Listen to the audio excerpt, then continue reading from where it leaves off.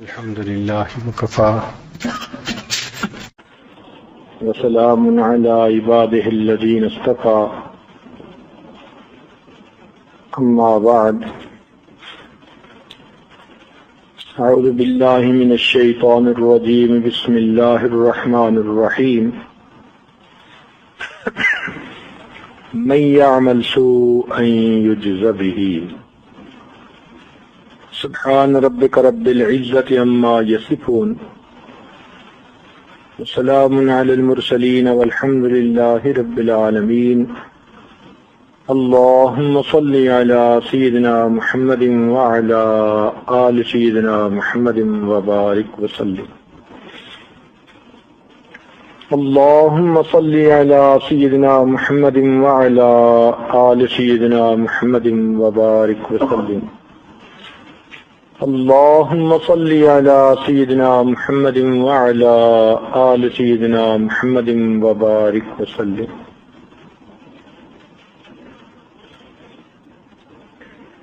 عمل سے زندگی بنتی ہے جنت بھی جہنم بھی، یہ خاکی اپنی فطرت میں نہ نوری ہے نہ ناری ہے۔ انسان جیسا عمل کرتا ہے ویسا اس کے ساتھ اللہ تعالیٰ کا معاملہ ہوتا ہے۔ نیک عمل کرے گا تو اجر و ثواب کا مستحق بنے گا، گناہ کرے گا تو سزا کا مستحق بنے گا۔ اس کو قانون جزا اور سزا کہتے ہیں، یہ پکا ہے۔ احکم الحاکمین کا بنا ہوا ایک نظام ہے،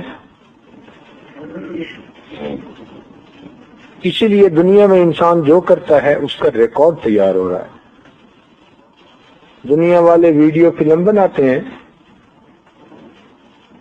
اللہ رب العزت کے فرشتے وہ اس کے نام اعمال میں پورا ریکارڈ لکھ رہے ہیں، اور اللہ تعالیٰ کی زمین اس بندے کے ساری زندگی کے مناظر کو محفوظ کر رہی ہے۔ آج کل ویڈیو کیمرے بھی تو ایسے ہی ہیں نا، چھوٹے سے ہوتے ہیں، دور سے دیکھ کر منظر کو کیچ کر لیتے ہیں۔ تو یہ اللہ تعالیٰ کی زمین یہ ویڈیو کیمرہ ہے، ہر چیز کو اس کی پیٹھ پہ کیا ہو رہا ہے محفوظ ہو رہا ہے۔ کس نے سجدے کیے وہ بھی محفوظ، جس نے گناہ کیے وہ بھی محفوظ، اور قیامت کے دن پھر یہ اپنی خبریں نشر کرے گی، اللہ تعالیٰ کے حضور اپنی رپورٹ پیش کرے گی۔ اس لیے جب نیک آدمی دنیا سے فوت ہوتا ہے تو زمین کے وہ ٹکڑے روتے ہیں جہاں وہ بیٹھ کر اللہ تعالیٰ کی عبادت کیا کرتا تھا۔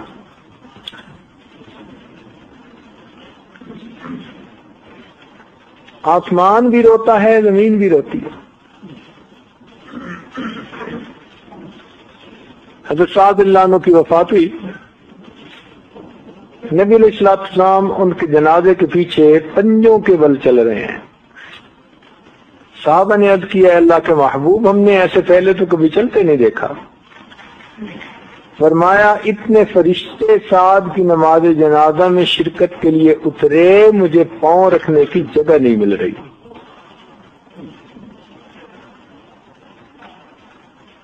پھر ان کو دفن کرنے کے بعد نبی علیہ السلام نے فرمایا کہ سعد کی موت پر اللہ تعالیٰ کا عرش بھی 3 دن تک روتا رہا۔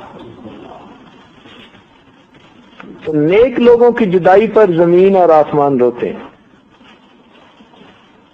اور برا بندہ اس کے لیے زمین کہتی ہے، جتنے لوگ میری پیٹھ پہ چلتے تھے سب سے زیادہ مجھے عداوت تجھ سے تھی، آج میرے قابو آیا، دیکھ میں تیرا حشر کیا کرتی۔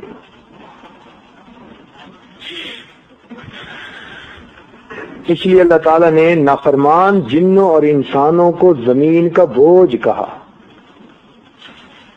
سنفرغ لکم ایھا الثقلان، اور میری زمین کے بوجھو ہم اپنے آپ کو تمہارے لیے ان قریب فارغ کر رہے ہیں۔ یہ ایسے ہی ہے جیسے ماں دھمکاتی ہے بچے کو، میں بھی آتی ہوں، اب یہ مطلب نہیں کہ وہ آ نہیں سکتی، تنبیہ مقصود ہے. تو ہم اپنے آپ کو فارغ کرتے ہیں تمہارے لیے، یہ تنبیہ مقصود ہے کہ تم کب تک منمانی کرو گے، بکرے کی ماں کب تک خیر منائے گی. ہم تو گھڑے کی مچھلی سے بھی گئے گزرے، گھڑے کی مچھلی کو بھی پکڑنے میں کچھ وقت لگتا ہوگا، ہمیں تو اتنا بھی وقت نہیں لگتا. اس لیے فرمایا یا معاشر الجن والانس ان استطعتم ان تنفذوا من اقطار السماوات والارض فانفذوا لا تنفذون الا بسلطان. اگر تم زمین و آسمان کے کروں سے باہر نکل سکتے ہو تو ذرا نکل کے دکھاؤ. نکلو گے کسی دلیل سے نکلو، تم کہاں جا سکتے ہو. اس لیے اچھا انسان وہی ہے جو اللہ رب العزت کی نافرمانی سے بچے. نافرمانیوں کا کچھ اثر تو اسی دنیا میں سامنے ظاہر ہوتا ہے. وہ ہم نے مستقل 2 دنوں میں سنا کہ گناہوں کی وجہ سے انسان کی زندگی میں کیا کیا مصیبتیں اور پریشانیاں آتی ہیں. آج یہ دیکھیں گے کہ ان گناہوں کا آخرت میں معاملہ کیا ہوگا.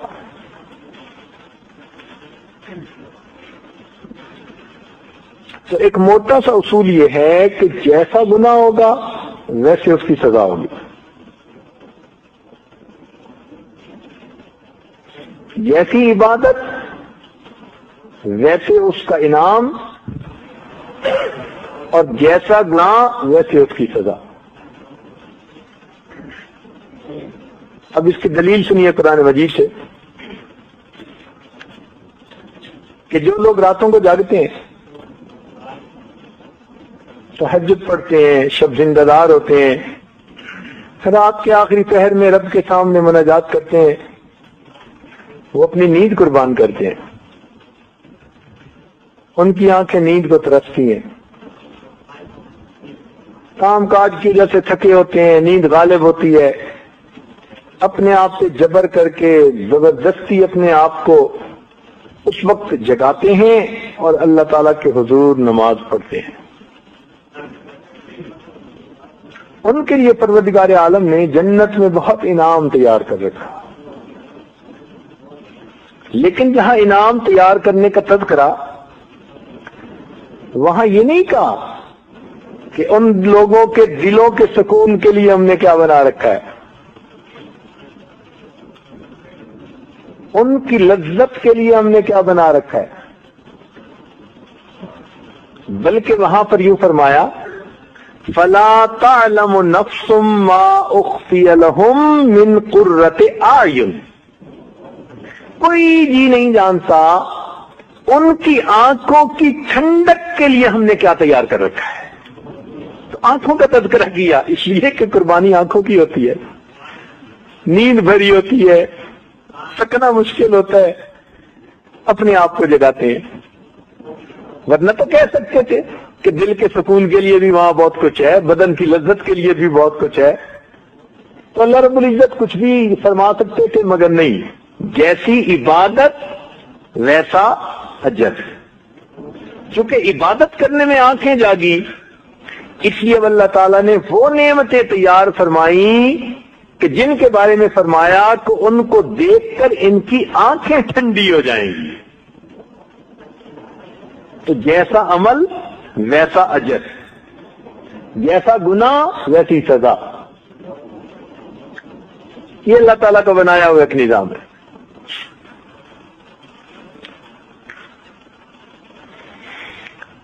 ایک تو یہ دنیا ہے نا، ایک قبر کی زندگی جس کو عالم برزخ کہتے ہیں، اور ایک حشر کا دن جس کو عالم آخرت کہتے ہیں.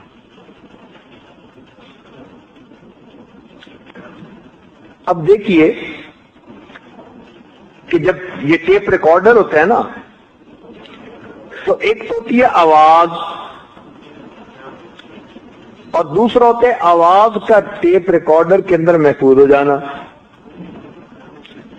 اور تیسرا ہوتا ہے کہ ٹیپ چلا کر اس آواز کو دوبارہ سننا۔ یہی مثال تینوں جہانوں کی۔ اس زندگی کی مثال آواز کی مانند ہے، برزخ کی مثال اس آواز کے ٹیپ میں محفوظ ہو جانے کی ہے، اور آخرت کی مثال اس کے ری پلے ہونے کی ہے۔ اللہ تعالیٰ اسی کو ری پلے کر دیں گے۔ آج نہیں دیکھتے کہ جو کھلاڑی کھیل کھیلتا ہے کیسی شاٹ لگائی اس کو ری پلے کر کے دکھاتے ہیں، سپیڈ بھی کنٹرول کرتے ہیں، ذرا آہستہ ری پلے کر کے دکھاتے ہیں، ایکشن کا پتہ چلے۔ اللہ رب العزت کی قیامت کے دن اس کو ری پلے کر کے دکھائیں گے۔ یہ جو کہا جائے گا نا اقرا کتابک، پڑھ اپنا نام اعمال، کفا بنفسک الیوم علیک حسیبا، اس کا مطلب یہی کہ بھئی تو ذرا آ کے دیکھ۔ ایک بندے نے چوری کی ہو نا تو اس کو ویڈیو کیمرے پہ دکھاتے ہیں، دیکھ بھائی، تو پھر کسی اور ثبوت کی ضرورت نہیں ہوتی، وہ تسلیم کر لیتا ہے۔ اسی طرح انسان کے سامنے اس کی زندگی کو ری پلے کر دیا جائے گا، کسی ثبوت کی ضرورت ہی نہیں رہے گی۔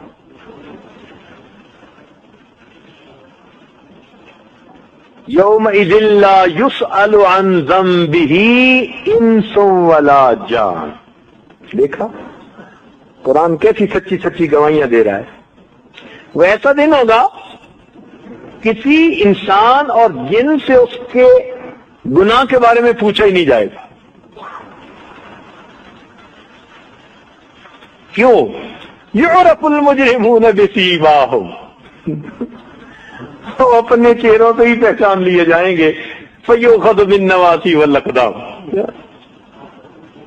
بالوں سے پکڑیں گے اور پاؤں میں ان کے بیڑیاں ڈالیں گے۔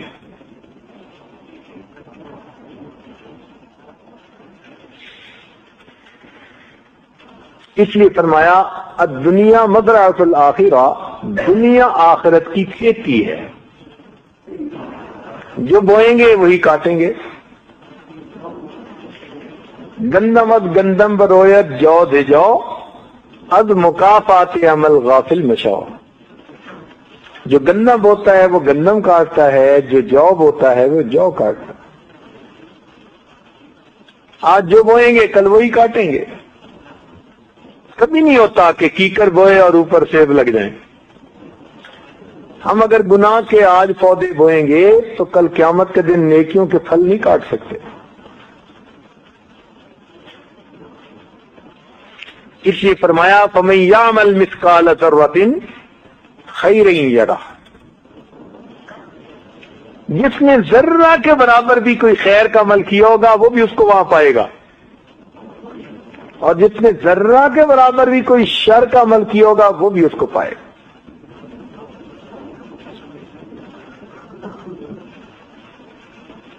اور یہ بات سمجھ میں آتی ہے۔ دیکھیں آپ کو ایک مثال سے سمجھائیں۔ سائنس نے اس وقت ایسے سٹار ڈھونڈ لیے ہیں جو زمین سے 300 سال نوری سال کے فاصلے پر ہیں۔ نوری سال ایک پیمانے ہیں جیسے میٹر، میل، کلومیٹر۔ لائٹ ایک سال کے اندر جتنا فاصلہ طے کرتی ہے اس کو نوری سال کہتے ہیں۔ اب جب ایک سیکنڈ کے اندر لاکھوں میل کر جاتی ہے تو پھر ایک سال میں کتنا کرتی ہوگی؟ تو ایسے ستارے ڈھونڈ لیے ہیں سائنسدانوں نے جو زمین سے 300 سال کے فاصلے پر ہیں۔ مگر فرق کیا ہے؟ فرق یہ ہے کہ اس ستارے سے جو روشنی چلی تھی اس کو زمین پر آنے میں 300 سال لگ گئے۔ تو 300 پہلے چلی تھی، 300 سال پہلے، آج زمین پر آئی اور آج نظر آنے لگے ہوئے۔ کیا مطلب کہ آج اگر یہ محفل یہاں موجود ہے تو یہ لائٹ ریفلیکٹ ہو کر اگر اوپر جائے تو اس ستارے پر پہنچنے میں اس کو 300 سال لگیں گے. یعنی اگر وہاں کوئی بندہ بیٹھا دیکھ رہا ہو تو 300 سال کے بعد وہ دیکھے گا کہ نور مسجد کے اندر یہ محفل سجی ہوئی ہے. چونکہ روشنی جو 300 سال بعد پہنچے گی. اب اس کا یہ مطلب ہوا کہ آج اگر وہاں کوئی بندہ بیٹھا ہو تو آج سے 300 سال پہلے زمین پر جو کچھ ہوا وہ اس کو آج نظر آ رہا ہوگا. تو اگر یہ 300 سال بعد نظر آ سکتا ہے تو اسی کلوز سرکٹ کو اللہ ایسا کر دیں کہ قیامت کے دن سب کی لائٹ ان کے سامنے. تو اپنی زندگی کا ریپلے خود دیکھیں گے کہ نہیں دیکھیں گے؟ اپنی آنکھوں سے سب کچھ دیکھیں گے. کہہ نہیں سکیں گے کہ یہ جھوٹ ہے، الزام ہے، فلاں ہے. اپنی آنکھوں سے دیکھیں. نبی علیہ السلام نے ارشاد فرمایا، آپ کی عادت مبارکہ تھی کہ فجر کی نماز کے بعد تشریف رکھتے تو صحابہ کرام سے پوچھتے ہوئے کسی نے خواب دیکھا. تو نبی علیہ السلام کبھی خود بھی خواب دیکھتے تو آپ بتایا کرتے تھے. انبیاء کرام کے خواب بھی سچے ہوتے ہیں. ایک مرتبہ نبی علیہ السلام نے فرمایا کہ میں نے خواب دیکھا کہ ایک شخص لیٹا ہوا ہے اور کوئی دوسرا اس کا سر پتھر سے کچل رہا ہے. پھر ایک اور شخص کو دیکھا کہ وہ بھی سیدھا لیٹا ہوا ہے اور دوسرا شخص ایک زنبور سے، چاقو سے اس کے چہرے کے ایک طرف چیرتا ہے اور ابھی وہ ٹھیک نہیں ہوتا کہ پھر دوسری طرف سے چیرتا ہے. پھر میں نے آگ کا ایک تنور دیکھا جس میں بہت سارے مرد اور عورت جل رہے تھے مگر سب کے سب ننگے تھے. اس سے آگے میں نے خون کی ایک نہر دیکھی. اس میں ایک آدمی ڈبکیاں کھا رہا ہے، تیر رہا ہے، کنارے پہ آنا چاہتا ہے. جب وہ قریب آتے ہیں نا تو ایک آدمی پتھر اس کے سر پہ دے مارتا ہے. سر پہ پتھر لگتے ہی وہ پیچھے چلا جاتا ہے اور پھر ڈبکیاں کھاتا ہوا پھر آنے لگتا ہے، پھر یہ پتھر مارتا ہے. آگے میں نے دیکھا تو ایک جگہ بہت زیادہ آگ دیکھی. میں نے دیکھا ایک شخص ہے جس کی شکل بہت ڈراؤنی ہے. دیکھ کے بندے کو ڈر لگے، ایسی ڈراؤنی شکل کبھی دیکھی نہیں. وہ آگ جلا رہا ہے اور آگ کے گرد گھوم رہا ہے. اس کے چہرے پہ کوئی ہمدردی کا نشان نہیں، اجنبیت ہے. جب اس سے آگے گئے تو میں نے دیکھا کہ ایک بہت بڑا باغ ہے. اس میں ایک لمبے قد کا آدمی ہے جس کے گرد بہت سارے بچے بیٹھے ہوئے ہیں. پھر آگے جا کر دیکھا تو ایک بہت اونچے اور خوبصورت درخت کو دیکھا. تو جو دو شخص مجھے دکھا رہے تھے سب کچھ کہنے لگے اس درخت پہ چڑھ جائیے. میں جو درخت پہ چڑھا تو چڑھتے چڑھتے اوپر جا کر میں نے ایک شہر آباد دیکھا. ایسا شہر کہ جس کے مکان کی دیواریں سونے اور چاندی کی اینٹوں سے بنی ہوئی تھی. شہر کے دروازے پر پہنچے تو اسے کھولا گیا. اندر چند آدمی ملے. ایک کا بدن آدھا خوبصورت ہے اور آدھا جلا ہوا ہے. تو جو لے جا رہے تھے انہوں نے اس کو کہا کہ میاں تم غسل کر لو. انہوں نے غسل کیا تو ان کا جلا ہوا حصہ بھی ٹھیک ہو گیا. اوپر دیکھا تو سفید بادل کی طرح ایک محل نظر آیا. میں نے پوچھا یہ کیا ہے؟ انہوں نے کہا جنت عدن ہے اور وہ دیکھو کہ وہ تمہارا گھر ہے. میں نے اپنا گھر دیکھنا چاہا تو انہوں نے کہا کہ ابھی وقت نہیں آیا، آپ اس میں کچھ عرصے کے بعد جائیں گے. فرماتے ہیں میں نے ان سے پوچھا بھئی یہ سارے منظر میں نے کیا دیکھے؟ تو انہوں نے کہا کہ جس بندے کو آپ نے سب سے پہلے دیکھا کہ لیٹا ہوا ہے اور اس کا سر پتھر سے کچلا جا رہا ہے، یہ وہ بندہ تھا کہ جو صبح کو سویا رہتا تھا اور نماز کو قضا کر دیتا تھا،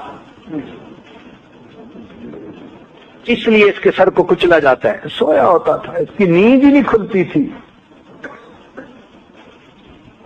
دوسرا جس شخص کو آپ نے دیکھا کہ اس کے ہونٹ سے اس کے رخسار کو چیرا جا رہا ہے، یہ جھوٹ بولنے والا انسان تھا، اور ایک فرشتہ اس کے منہ کو چیرتا تھا اس لیے کہ یہ جھوٹ بولتا تھا۔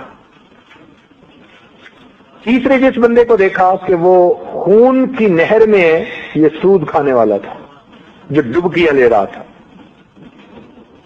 اور دوسرا بندہ اس کے سر پہ پتھر مار رہا تھا اس کو سزا دینے کے لیے۔ پھر آگے آپ نے جس کو دیکھا کہ وہ آگ جلا رہا ہے تو وہ جہنم کا داروغہ مالک تھا جو فرشتہ ہے، اور جب سے وہ پیدا ہوا اور جہنم پہ اس کی ڈیوٹی لگی وہ کبھی ہنسا نہیں ہے، وہ کبھی نہیں ہنسا، اس لیے آپ نے اس کے چہرے کے اوپر بہت ہیبت دیکھی۔ آگے جو آپ نے باغ دیکھا تو وہ جنت تھی۔ لمبے قد کے آدمی کو دیکھا وہ ابراہیم خلیل اللہ علیہ السلام تھے۔ بچوں کو جو دیکھا تو وہ ایمان والوں کی چھوٹی اولاد جو بچپن میں فوت ہو گئے ان کے گرد بیٹھے ہوئے تھے۔ یہ جو شہر آپ نے دیکھا یہ جنت عدن، اور محل جو دیکھا یہ آپ کا ہے، مگر آپ اس میں کچھ عرصے کے بعد داخل ہوں گے۔ تو میں نے پوچھا کہ وہ جو خوبصورت بدن والے اور آدھے جلے ہوئے وہ کون تھے؟ تو بتایا گیا کہ یہ آپ کی امت کے گنہگار بندے ہوں گے، یہ پل صراط سے گزریں گے تو ان کے جسم کے کچھ حصے کو جہنم کی آگ جلائے گی، تو یہ نہر حیات ہے، جب یہ اس میں غسل لیں گے تو اللہ تعالیٰ ان کے جسموں کو پھر سلامت فرما دے۔ تو نبی علیہ الصلوۃ والسلام نے گویا اس زندگی کے نمونے کو خواب میں بھی دیکھا، معراج میں بھی دیکھا۔ چنانچہ نبی علیہ الصلوۃ والسلام نے معراج میں دیکھا کہ ایک آدمی ہوگا اور فرشتے سونے اور چاندی کی بنی ہوئی گزیں ہوں گی، ان کو جہنم کی آگ کے اندر وہ گرم کریں گے، اور ان کے پیشانیوں پر، ان کے پہلوؤں پر اور ان کی پیٹھ کے اوپر داغ لگا رہے ہوں۔ یہ کون ہے؟ یہ وہ لوگ ہیں جو دنیا میں زکوٰۃ نہیں دیا کرتے تھے۔ جیسے مولانا حبیب اللہ صاحب دامت برکاتہم فرما رہے تھے کہ ترتیب اس لیے کہ پہلے ماتھے پہ شکن آتی ہے، تو اس لیے ماتھے سے شروع کریں گے، پھر پہلو پہ، پھر پیٹھ پہ ہوتا ہے، وہی ترتیب جو دنیا میں تھی، سزا کی ترتیب بھی وہی۔ یہ عجیب بات ہے، سزا میں اور گناہ میں ایک مناسبت اللہ نے رکھی ہوئی ہے۔ چنانچہ ایک بندے کو میں نے دیکھا کہ جو کھڑا تھا تو دوسرا ایک بندہ آیا، اس نے اس کو رکوع میں جھکایا اور اس کی گردن کے اندر ایک گوشت اس نے گاڑ دیا جس کے اوپر جھنڈا بنا ہوا تھا۔ فرماتے ہیں میں نے اسے دیکھا وہ بڑی تکلیف کی حالت میں تھا۔ کھڑے آدمی کو آپ رکوع میں لے جائیں اور اس کی پیٹھ کے اندر ایک گرز کو گاڑ دیں تو اس کی کیا حالت ہوتی ہے؟ پوچھا کون تھا تو بتایا گیا کہ یہ عہد توڑنے والا، وعدہ خلاف، زبان سے پھر جانے والا۔ کئی بڑے سمارٹ بنتے ہیں کاروبار میں، زبان دے کے پھرتے ہیں، تو اس کی پیٹھ کے اندر، کیونکہ پھر جانے والا اصل میں دوسرے کی پیٹھ میں چھرا گھونپتا ہے، دوسرے کو دھوکہ دیتا ہے، اس لیے اس کو سزا ویسی دی جا رہی ہے۔ चुनाचे एक आदमी को देखा कि कुछ सोना चांदी किस्म की चीज थी, वो गर्म हुई जहन्नम की आग में और उछली और उस बंदे के साथ आकर चिपक गई, जैसे बदन पे कोई चीज आके लग जाती है ना। पूछा ये क्या? कि ये चोर था, जो माल चुराता था उस माल को जहन्नम में गर्म करके इसके जिस्म के साथ लगा दिया। चुनाचे गीबत करने वाले बंदे की मिसाल जैसे कोई मुर्दार है और उस मुर्दार का ये आदमी गोश्त खा रहा है। क़यामत के दिन एक आदमी फालिज ज़दा हालत में उठाया जाएगा, फालिज ज़दा। एक साइड उसकी हाथ और पांव एक साइड के वो नाकारा होंगे, तो वो तवाज़ुन बरकरार नहीं रख सकेगा, खड़ा होगा गिर जाएगा, फिर खड़ा होगा गिर जाएगा। तो पूछा गया कि ये कौन? बताया जाएगा कि जो दुनिया में इंसाफ न करने वाला था, इस हालत में इसको खड़ा किया गया। बच्चों में इंसाफ न करना, लोगों में इंसाफ न करना, दो बीवियां हैं दोनों में इंसाफ न करना, ना इंसाफी करने वाला बंदा वो क़यामत के दिन ऐसा ही है ना कि भाई एक साइड उसकी सेहतमंद और दूसरी उसकी बीमार है, फालिज ज़दा।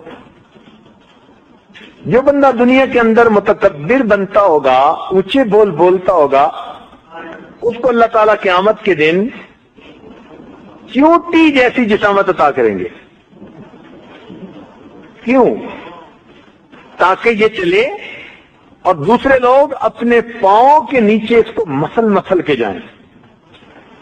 अल्लाह ताला उसको लोगों के पांव में पामाल करेंगे उसके गुरूर और तकब्बुर को तोड़ने के लिए। अल्लाह ताला दिखाएंगे, देख हम तेरा दिमाग कैसे सीधा करते हैं। दुनिया में तकब्बुर करे तो उसके सर पे जूते लगवाते हैं। वाह मेरे मौला, तेरे लश्कर भी बड़े। एक लंगड़ा मच्छर अंदर चला गया। अब नमरूद साहब को मिलने जो आता था वो सलूट मारने की बजाय वो जूता सर में मारता था। यूं अल्लाह ताला बंदे के तकब्बुर को तोड़ते हैं। एक आदमी होगा जिसको जहन्नम के अंदर आग के बने हुए एक सतून के साथ बांध दिया जाएगा। ये कौन होगा? ये वो बंदा जो दुनिया में दूसरों के ऐब ढूंढता था और लोगों को ऐब बताया करता था। ये दो अलग अलग गुनाह हैं। एक को कहते हैं ऐब जो और दूसरे को कहते हैं ऐब गो। ऐब को तलाश करने वाला जिसने खुर्दबीन फिट की होती है, ढूंढ रहा होता है इसमें क्या, इसमें क्या, इसमें क्या। और कुछ ऐसे होते हैं कि बस उनके कान में कुछ पड़ जाए वो उसको लोगों तक फैला देते हैं, किसी की इज्जत का ख्याल नहीं रखते। तो ये दो अलग अलग गुनाह। और कुछ ऐसे होते हैं जिनमें दोनों गुनाह होते हैं, ऐब जो भी होते हैं, ऐब गो भी होते हैं। अब चूंकि ये लोगों के दिल दुखाते हैं उनकी पब्लिक इंसल्ट करके, इसलिए इनको सजा भी वैसी दी जा रही। पहले तो इनको आग के सतून के साथ बांध देंगे, नारुल्लाहिल मूक़दा, फिर अल्लाह की जलाई हुई आग, तलिउ अलल अफ़इदा, वो एक खुसूसी सेक्शन बना होगा और वहां के अंगारे जो हैं उनके अंदर प्रोग्राम पहले से भरा हुआ होगा। आजकल ऐसे ही होता है ना, लेजर गाइडेड रॉकेट प्रोग्राम भरा हुआ है, उड़ते हैं सीधा टारगेट पर। ये खुदाई रॉकेट, एक एक शोला उठेगा और सीधा उस बंदे के दिल को निशाना बनाएगा, दिल को टारगेट करेगा। क्यों? इसका हर बोल दूसरों का दिल जलाता था, आज हर उठने वाला शोला इसके दिल को तकलीफ पहुंचाएगा।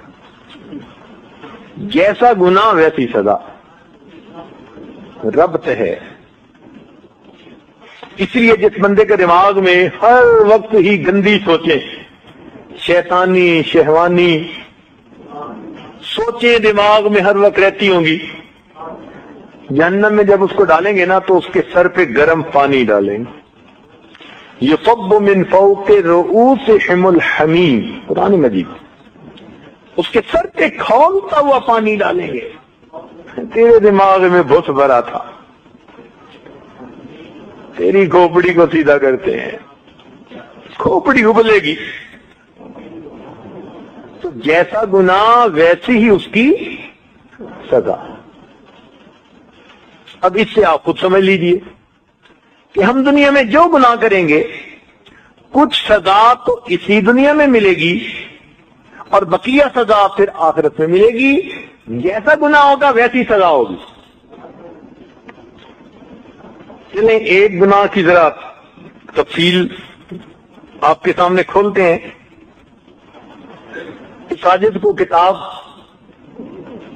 लिखने की जरूरत पेश आई, हया और पाक दामनी। अल्हम्दुलिल्लाह उसके 5 चैप्टर हो चुके, बकिया 2-3 हैं, वो इंशाल्लाह रमजान के बाद लिखेंगे। तो उस चैप्टर में हमें जिना की सजा अहदीस की रोशनी में क्या होगी इसको ढूंढना पड़ा। हमने बिलाशुबा सैकड़ों अहदीस ढूंढी, सैकड़ों अहदीस, दर्जनों किताबों में से। तो कुदरतन उसकी हमने एक तरतीब बनाई कि इसकी सजा दुनिया में क्या है, आखिरत में क्या है। चूंकि नौजवानों का मजमा है और ये गुनाह वैसे भी आम है, इसलिए ये मिसाल आज की इस महफिल के लिए ज्यादा मौजू होगी। तो ये आएगी तो उस किताब में, मगर आपसे मौका की मुनासबत से जरा इसकी तफसील कर देनी वो ज्यादा जरूरी है ताकि बात खुल जाए कि जैसा गुनाह वैसी सजा मिलेगी।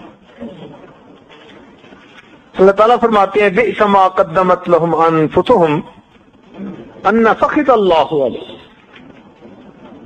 उन पर अल्लाह का गुस्सा होगा। वफ़िल आज़ाबि हुम खालिदून, हमेशा हमेशा आज़ाब में रहेंगे। अब जाहिर देखने में अजीब सी बात लगती है कि भाई जिना किया तो महदूद वक्त का गुनाह है और हमेशा हमेशा की सजा। जी, इसमें मुनासबत है। पहली बात तो ये कि दुनिया में इसके 3 नुकसान होते हैं। एक नुकसान ये कि चेहरे की रौनक खत्म हो जाती है, चुनांचे जानी इंसान के चेहरे के ऊपर नूर नहीं रहता, वाहियत होती है। दूसरी बात, इससे इंसान के रिज्क में तंगी आती है, रिज्क के हलाल में। हराम की बात नहीं, हराम तो जहन्नम में जाने का सबब है। रिज्क के हलाल में तंगी आ जाती है। और तीसरा, इससे बंदे की इफेक्टिव उम्र वो घट जाती है, जवानी में बूढ़ा हो जाता है। जैसे बाद नौजवान अभी 30 साल उम्र नहीं होती, कहते हैं जी लो बैक की पेन है। जवानी कैसी भाई, लो बैक की पेन, 30 साल की उम्र, बूढ़ों की तरह फिर रहे होते हैं। आखिरत के नुकसान कि उस बंदे का हिसाब सख्त लिया जाएगा, अल्लाह ताला उससे नाराज होंगे और वो हमेशा हमेशा दोज़ख में रहेगा। अब इस हमेशा हमेशा से मुराद ये नहीं है कि हमेशा के लिए रहेगा, बल्कि इतना लंबा रहेगा कि यूं महसूस होगा हमेशा हमेशा यहां रहेगा, इतना लंबा अरसा अज़ाब होगा। अब इसकी सजा जो हदीस में बताई गई जरा वो सुन लीजिए। जैसा गुनाह और वैसी, बोलिए जरा, जैसा गुनाह वैसी सजा। सबसे पहली बात कि ये आदमी दुनिया में गैर महरम के लिए अपना चेहरा सजाता था। औरत है तो वो मर्द के लिए सजाती है अपने चेहरे को, मर्द हो तो औरत के लिए सजाता है। क्योंकि ये एक दूसरे के लिए चेहरे को सजाते थे, लिहाजा क़यामत के दिन इनको पहली सजा ये मिलेगी कि ये अल्लाह के सामने स्याह चेहरों के साथ उठाए जाएंगे। کالے چہروں کے ساتھ اٹھائیں گے. وہ ہم فیہا کالہون، جہنم میں بھی چہرے کالے، قیامت کے دن بھی کالے. تو سب سے پہلا گناہ جس دن وجوہ یومئذ یوم تبیض وجوہ وتسود وجوہ، جس دن کچھ چہرے سفید ہوں گے اور کچھ چہرے سیاہ ہوں گے، تو یہ جہنمی اس دن سیاہ چہرے کے ساتھ اللہ کے سامنے کھڑا ہو جائے گا. پہلی اس کی نشانی. دوسری نشانی کہ یہ غیر محرم کے چہرے کو محبت کی نظر سے دیکھتے تھے، ہوس کی نظر سے دیکھتے تھے. نتیجہ کیا نکلے گا کہ قیامت کے دن ایک تو چہرے سیاہ ہوں گے اور دوسرا چہرے کے گوشت کو نوچ لیا جائے گا. جیسے چہرے کا گوشت کو نوچ لیتا ہے نا. تیسری کہ دنیا میں غیر محرم کے چہرے کو دیکھ کر ان کے چہرے کھل جاتے تھے، تعلق جو ایسا تھا. اس کی سزا کیا ملے گی کہ قیامت کے دن ان کے چہروں کو خاص طور پر جہنم کی آگ کے اندر جلایا جائے گا. حدیث پاک میں یہ مستقل بات لکھی ہے کہ جہنمی تو ویسے ہی آگ میں جلے گا، مگر آگ اس بندے کے چہرے کو خصوصاً جلائے گی اور اس کو مشتعل کر دے گی، اس کو بالکل جلا کے سرخ کر دے گی.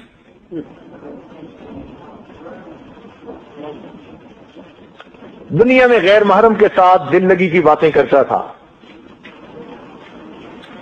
اس کی سزا کیا ہوگی کہ یہ قیامت کے دن روتا ہوا اٹھے گا. روتا ہوا اٹھتے ہیں نا. دنیا میں غیر محرم سے مذاق کیا کرتا تھا، سزا کیا ہوگی؟ قیامت کے دن پیٹتا ہوا اٹھے گا. ایک ہوتا ہے نا بندے کے آنسو بہ رہے ہوتے ہیں، یہ رونے والا. ایک ہوتا ہے جو اپنے سر پہ کچھ ہاتھ مار رہا ہوتا ہے، چیخ رہا ہوتا ہے، یہ پیٹنے والا بھی ہے. تو یہ روئے گا بھی، چلائے گا بھی، دو علیحدہ علیحدہ سزائیں. اس لیے کہ یہ باتیں بھی کرتا تھا، مذاق بھی کرتا تھا، دل لگی کی باتیں تھی، اس ہنسنے کے بدلے آج اس کو رونا پڑ گیا. چنانچہ غیر محرم سے ملاقات کر کے یہ دیکھ کے اس کو خوشی ہو جاتی تھی. نتیجہ کیا ہوگا کہ یہ قیامت کے دن غم زدہ حالت میں اللہ کے سامنے کھڑا کیا جائے گا. ادھر خوشی تھی دنیا میں، ادھر خوشی کے بدلے اس کو غم دے دیا جائے گا. دنیا میں غیر محرم کے ہاتھوں میں ہاتھ ڈالے، لہذا قیامت میں اس کے ہاتھوں میں آگ کی ہتھکڑیاں پہنا دی جائیں گی. دنیا میں غیر محرم کی ملاقات کے لیے چل کر گیا، قیامت کے دن پاؤں کے اندر آگ کی بیڑیاں ڈال دی جائیں گی. غیر محرم کو آنکھوں سے شہوت کے ساتھ دیکھا، نتیجہ کیا ہوگا؟ قیامت کے دن پگھلا ہوا سیسا اس کی آنکھوں میں ڈالا جائے گا. پگھلے ہوئے سیسے کا لیڈ، پگھلے ہوئے سیسے کا سرما اس کی آنکھوں میں ڈالیں گے. دنیا میں بھی سرما ڈالتی تھی غیر محرم کے لیے، آج بھی تیری آنکھوں میں سرما ڈالتے ہیں، مگر وہ پگھلا ہوا سیسا ہوگا. چنانچہ غیر محرم کی طرف سب سے پہلے چہرے کو دیکھتا ہے بندہ، قریب ہوتا ہے. تو چونکہ اس عمل کی ابتدا چہرے کو دیکھنے سے ہوتی ہے، لہذا قیامت کے دن چہرے کے بل، منہ کے بل گھسیٹ کر جہنم میں ڈالا جائے. دنیا میں غیر محرم کی گردن میں ہاتھ ڈالے، لہذا قیامت کے دن اس کی گردن میں زنجیر آگ کی بنی ہوئی ڈال دی جائے گی. اب دیکھیے، پاؤں میں بھی بیڑیاں، ہاتھوں میں ہتھکڑیاں، گلے میں آگ کی زنجیر ہوگی.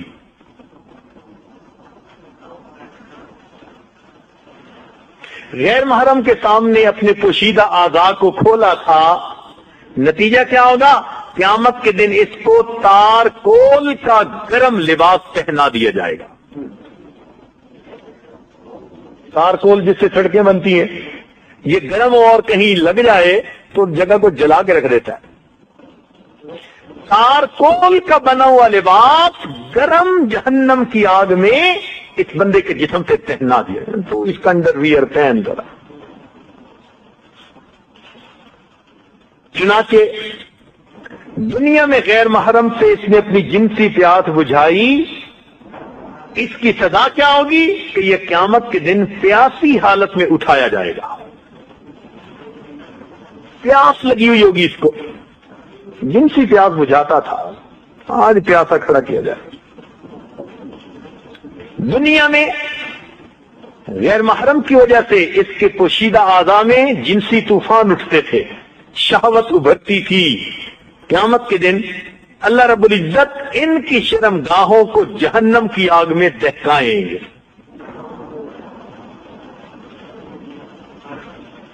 دنیا کے اندر زنا کے ذریعے اس نے اپنے جسم کے اندر سے جو شہوت والا مادہ ہے اس کو نکالا تھا، اس کی سزا کیا ملے گی کہ ان کی شرم گاہوں سے جہنم میں اتنی بدبودار ہوا نکلے گی کہ دوسرے جہنمی بھی تنگ آ کر ان پر لعنتیں کریں گے، کہ دوسرے جہنمی بھی اس بدبودار ہوا سے تنگ آ کر ان کے لیے لعنتیں کریں گے۔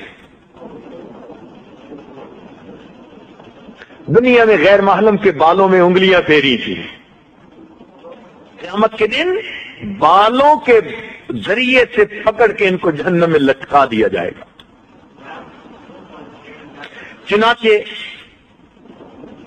بعض روایات میں ہے کہ غیر محرم نے پستان پر ہاتھ لگائے، ایسی فاحشہ عورت کو جہنم میں پستانوں کے بل لٹکایا جائے گا۔ حدیث پاک میں غیر محرم کو کیوں اختیار دیا اس جگہ پر؟ چنانچہ دنیا میں غیر محرم کے جسم کی مہک سونگی تھی، نتیجہ کیا ہوگا کہ جہنمی آدمی کے جسم سے بدبو آ رہی ہوگی۔ یہ غیر محرم کے ساتھ بے لباس ایک جگہ پر اکٹھے ہوئے تھے، سزا ملے گی جہنم میں آگ کے تندور میں ننگے مرد اور ننگی عورتوں کو اکٹھا کر دیا جائے۔ غیر محرم کے ساتھ بند جگہوں پر ملاقات ہوتی تھی، بند کمرے میں، بند مکان میں، اس کی سزا یہ ملے گی کہ جہنم میں ایک بند گھاٹی ہے جس کا نام اسامہ ہے، یلقون اسامہ، اللہ رب العزت اس کے اندر ان کو ڈالیں۔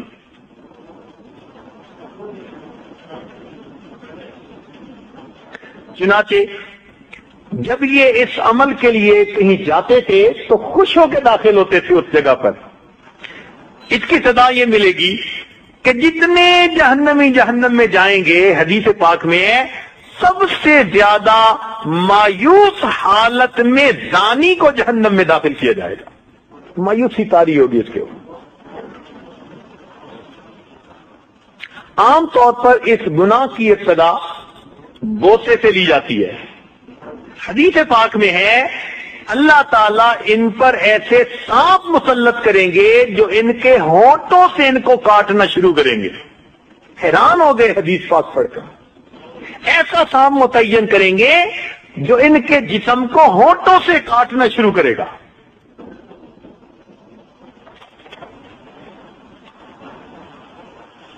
چنانچہ غیر محرم کے سامنے اپنا پوشیدہ بدن کھولا تھا، اس کی سزا یہ ملے گی کہ جہنم میں ان کو ننگی حالت میں اکٹھا کر دیا جائے گا۔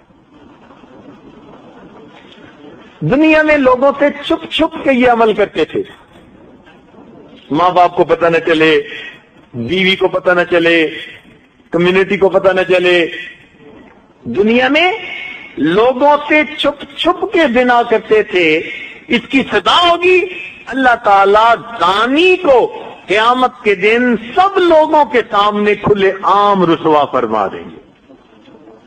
بتایا جائے گا کہ یہ زانی ہے، سب لوگوں کو بتایا جائے گا۔ یہ منادی کیوں کی جائے گی؟ دنیا میں چھپ کے کرتے تھے، ہم ذرا سب کے سامنے کھول دیتے، سب میں ساری مخلوق کے سامنے بے عزت کر دیں گے۔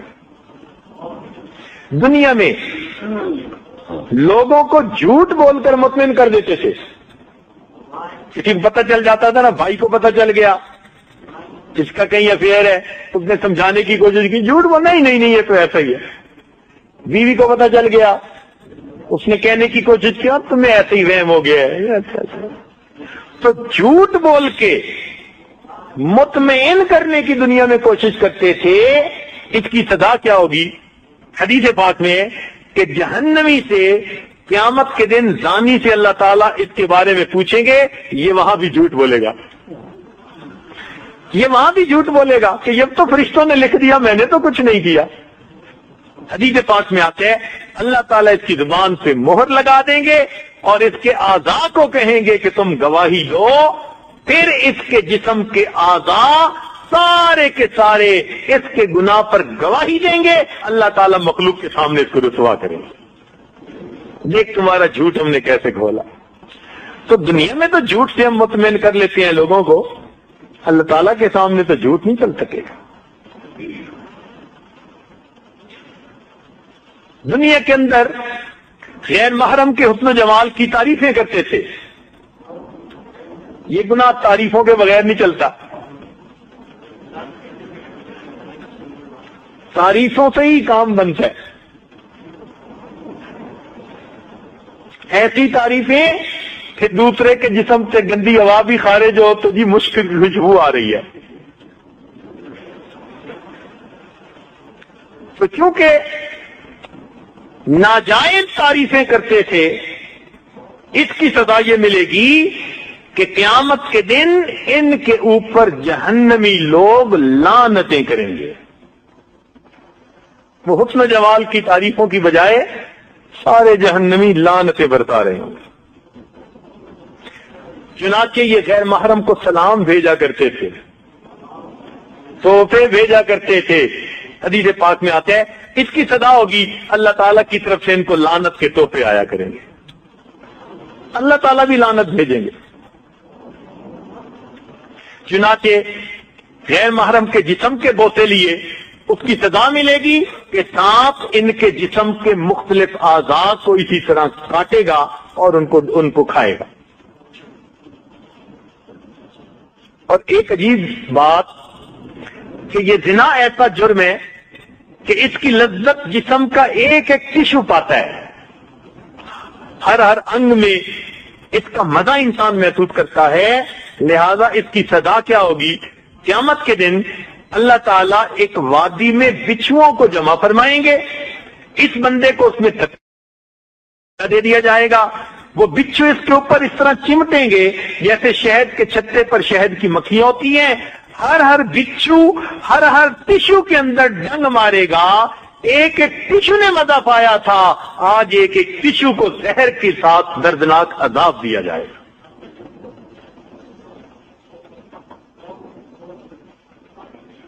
چنانچہ دنیا میں اس نے غیر محرم کے جسم پر اختیار پایا، کبھی تو زنا کا مرتکب ہوا، اس کے جسم پر اختیار پایا، اس کا نتیجہ کیا ہوگا کہ قیامت کے دن اس غیر محرم کے شوہر کو اللہ تعالیٰ اس کی نیکیوں پر اختیار عطا فرما دیں گے۔ چنانچہ اس کے شوہر کو کہیں گے تو جتنا چاہتا ہے اب اس کی نیکیوں میں سے لے لے، اور اس دن کوئی نیکیوں کو پیچھے نہیں رہنے دے گا۔ لہذا اگر کسی کی بیوی سے زنا کیا تو اس کا خامد اس کے پورے نیک اعمال لے گا اور اپنے گناہ اس کے سر کے اوپر دے گا۔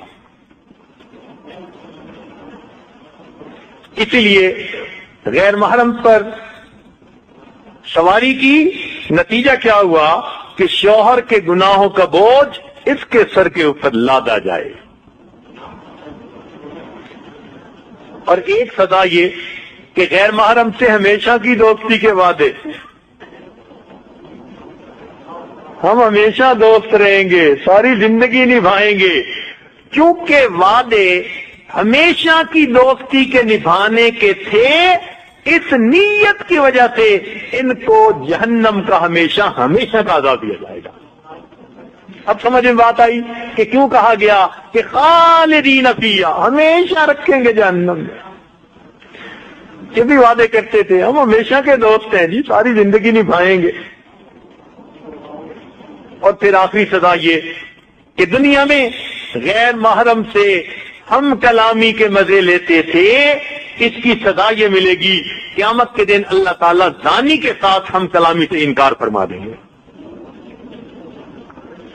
اللہ فرمائیں گے میں اس بندے سے بات ہی نہیں کرنا چاہتا۔ اس سے بڑا عذاب اور کیا ہو سکتا ہے کہ بندہ ایسا گناہ کرے کہ قیامت کے دن پروردگار اس سے بات ہی کرنا پسند نہ کرے۔ اللہ اکبر۔ اب دیکھیے جیسا گناہ تھا اس کی سزا بالکل ویسی تھی، اسی پر باقیوں کا بھی قیاس کر لیجیے۔ بلکہ انسان کی جو باطنی حالت ہے نا وہ بھی گناہ کی مانند بن جاتی ہے۔ ایک تو جسم ہم دیکھتے ہیں نا، ایک اس کی جسم جنہیں مثال کہلاتا ہے۔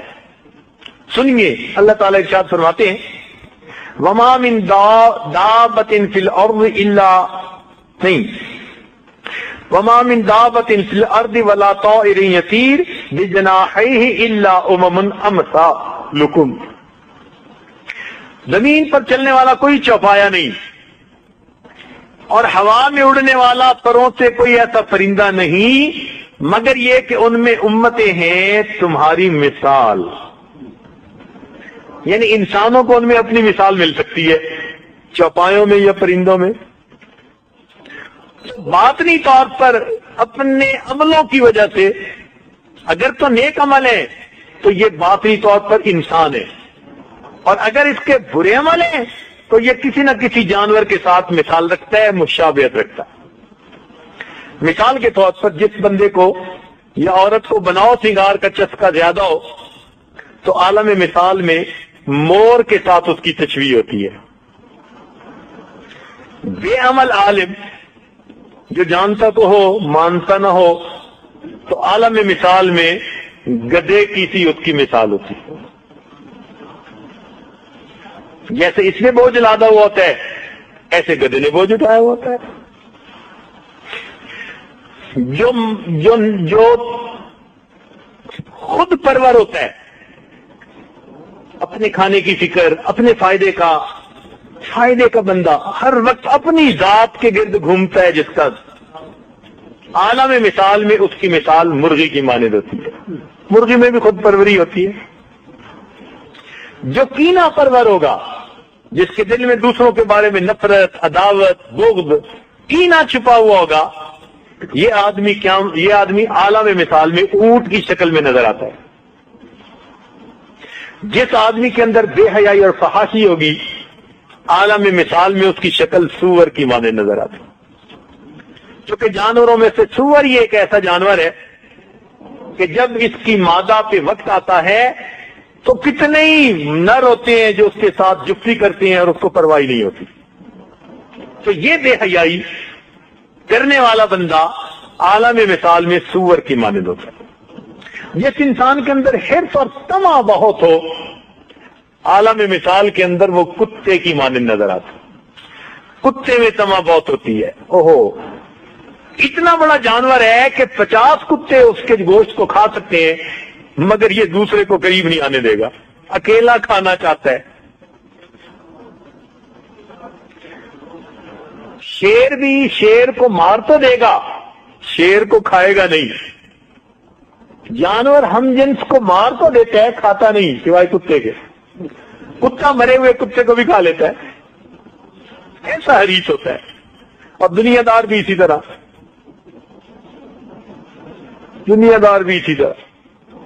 اسی لیے جس میں طمع زیادہ ہوگی یہ بندہ قیامت کے دن یا یہ بندہ عالم مثال میں کتے کی شکل میں نظر آئے گا۔ جو بندہ دوسروں کو ایذا پہنچاتا ہوگا، خواہ مخواہ دوسروں کا دل دکھانا، دل جلانا، یہ بندہ عالم مثال میں سانپ اور بچھو کی مانند نظر آتا۔ اور جس بندے کے اندر عیاری ہو، آج جس کے لیے خوبصورت لفظ ہے، بڑا سمارٹ ہے، تو یہ سمارٹ صاحب مسٹر سمارٹ یہ عالم مثال میں لومڑی کی شکل میں نظر آتے ہیں، اور جو دوسروں کے عیب چنتا رہتا ہو ڈھونڈتا رہتا ہو تو عالم مثال میں مکھی کی معنی نظر آتے ہیں۔ آپ نے دیکھا یہ گندی مکھی ہر وقت گند ڈھونڈتی ہے، سارے خوبصورت گھر کو چھوڑ کے باتھ روم میں، اتنے خوبصورت اچھی جگہوں کو چھوڑ کے ٹریش کین کے اوپر بیٹھی ہوتی ہے۔ اتنا خوبصورت بندے کا جسم ہوتا ہے، اس کو چھوڑ کے جہاں پھوڑ ہوتا ہے وہاں بیٹھی ہوتی ہے، جہاں پیپ ہوتی ہے وہاں بیٹھی ہوتی ہے۔ تو چونکہ یہ بھی ہر وقت گند کی تلاش میں ہوتی ہے، اور عیب جو بھی ہر وقت گند کی تلاش میں ہوتا ہے، تو اس کی صورت مثال وہ نظر آتی ہے۔ اور اسی طرح انسان کو قیامت کے دن پھر جہنم کے اندر سزا دی جائے گی۔ چنانچہ علامہ ذہبی رحمۃ اللہ علیہ نے الکبائر میں ایک حدیث لکھی ہے کافی تفصیل کے ساتھ، فرماتے ہیں کہ ایک مرتبہ سیدہ فاطمہ الزہرا رضی اللہ تعالیٰ عنہا اور سیدنا علی کرم اللہ وجہہ نبی علیہ السلام کو ملنے کے لیے حاضر ہوئے، تو کیا دیکھتے ہیں کہ اللہ کے محبوب زاروں قطار رو رہے ہیں، ریش مبارک آنسوؤں سے تر ہو چکی۔ تو جب اس طرح سے دیکھا تو دونوں حیران ہو گئے، پوچھا اے اللہ کے محبوب ما یبکی، آپ کو کیا چیز رلا رہی ہے، کیوں آپ رو رہے ہیں؟ نبی علیہ السلام نے فرمایا فاطمہ، میں جب معراج پر گیا تھا تو جہنم میں نے کچھ عورتوں کو عذاب ہوتے ہوئے دیکھا، مجھے یاد آ گئی امت کی عورتیں، تو میں ان کی وجہ سے رو رہا ہوں۔ تو وہ پوچھتی ہیں اللہ کے محبوب آپ نے کیا دیکھا عورتوں کو؟ تو نبی علیہ السلام نے فرمایا کہ فاطمہ، میں نے پہلی عورت کو دیکھا کہ وہ جہنم کے اندر اپنے بالوں کے ذریعے سے لٹکی ہوئی ہے، اس کا جسم جل رہا ہے اور اس کا دماغ ہنڈیا کی طرح ابل رہا ہے۔ اب بتاؤ بھائی، بالوں سے اگر کوئی کسی نوجوان کو بھی پکڑ لینا تو اس کے بھی آنسو آ جاتے ہیں، عورتوں کے تو بال ویسے بھی ذرا لمبے ہوتے ہیں۔ ہم نے دیکھا کہ معصوم بچہ بھی ماں کے بال پکڑ کے کھینچے نا تو تکلیف کی وجہ سے ماں کے آنسو نکل آتے ہیں، وہ کہے کچھ نہ، اتنی تکلیف ہوتی ہے بال کھینچنے کی۔ تو جب کھینچنے کی تکلیف اتنی، تو اگر پورا وزن بالوں پر ہوگا اور اس پر لٹکایا جائے گا تو پھر کیا بنے گا؟ اور پھر جہنم کی آگ میں جلے گا۔ آپ نے دیکھا ہے یہ روسٹ کیسے ہو رہا ہوتا ہے؟ بروسٹ مشین ہوتی ہے نا جس میں آگ میں گھوم رہا ہوتا ہے، مجھے تو وہی منظر نظر آتا ہے۔ اللہ تعالیٰ بھی بالوں کے بل لٹکائیں گے اور نیچے سے آگ جلا کے اس کے جسم کو روسٹ کریں گے۔ پوچھا اللہ کے نبی کس لیے یہ سزا ہو رہی تھی؟ تو نبی علیہ السلام نے ارشاد فرمایا کہ یہ وہ عورت تھی کہ جو اپنے بالوں کو کٹواتی تھی اور بے پردہ گھومتی تھی، ننگے سر گھومتی تھی۔ آج کل کی نوجوان بچیوں کو دوپٹے بوجھل نظر آتے ہیں، پردہ ان کو سزا محسوس ہوتی ہے۔ قیامت کے دن اللہ تعالی بالوں کے ذریعے سے جہنم میں لٹکائے گا۔ ذرا اپنے ہاتھوں سے اپنے بال کھینچ کے بندہ دیکھ لے کہ کیا تکلیف ہوتی ہے۔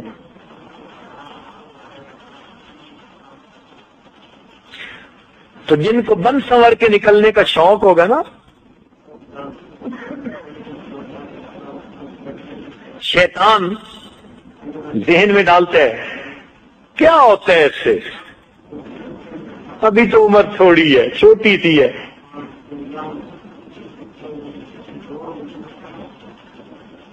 شاہ صاحب بخاری رحمۃ اللہ علیہ نے دیکھا ایک آدمی کی جوان العمر لڑکی مگر بے پردہ جل جاتی تھی،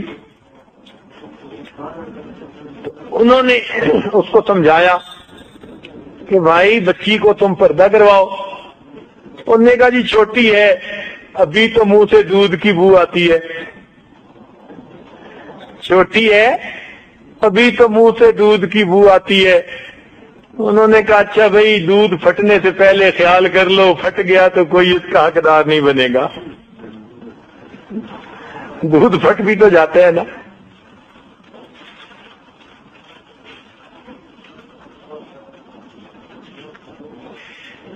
اس لیے اسلام نے عورت کو پردے میں رہنے کا حکم دیا. دیکھیں پردے کے 3 درجے ہیں. پردے کے 3 درجے ہیں. پہلا درجہ قرآن پاک میں بتایا گیا وَقَرْنَ فِي بُيُوتِكُنَّ، یہ 4 دیواری کا پردہ. اپنے گھروں میں بیٹھی رہیے. گویا شرعی ضرورت کے بغیر عورت کو گھر سے باہر نکلنے سے منع فرمایا گیا. عورت کی زندگی گھر میں. وَقَرْنَ فِي بُيُوتِكُنَّ، بیٹھی رہو اپنے گھر میں، قرار پکڑو. تو عورت گھر میں رہے گی، شرعی ضرورت ہوگی تو گھر سے باہر آئے گی، ورنہ اس کی زندگی گھر میں. یہ 4 دیواری کا پردہ ہے.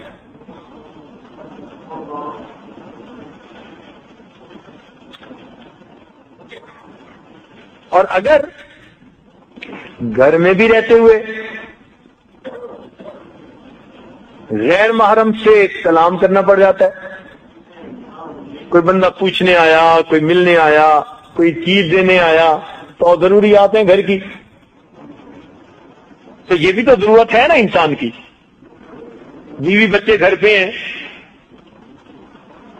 یا بچے بھی نہیں تو عورت کیا کرے؟ تو اس کے لیے دوسرا درجہ فَاسْأَلُوهُنَّ مِنْ وَرَاءِ حِجَابٍ، حجاب کے پیچھے سے ان سے سوال کیجیے. یہ چادر کا پردہ، پردہ اس کے پیچھے سے گفتگو اگر ضرورت ہے تو. بے ضرورت گفتگو سے ویسے ہی منع کر دیا. ہاں اگر ضرورت ہے تو اب کوئی چیز مانگنی بھی ہے تو پردے کے پیچھے سے مانگیے. ذَلِكَ أَطْهَرُ لِقُلُوبِكُمْ وَقُلُوبِهِنَّ. جو کوئی بڑے نیک پاک بنے نا جی کہ ہمیں کچھ نہیں ہوتا، اللہ تعالیٰ فرماتے ہیں اس وقت کے مخاطب تو صحابہ کرام تھے نا، اور اس آیت کی مخاطب نبی علیہ السلام کی بیویاں تھیں. ان کو فرمایا کہ یہ ان کے دلوں کے لیے اور تمہارے دلوں کی پاکیزگی کے لیے بہت اچھا ہے.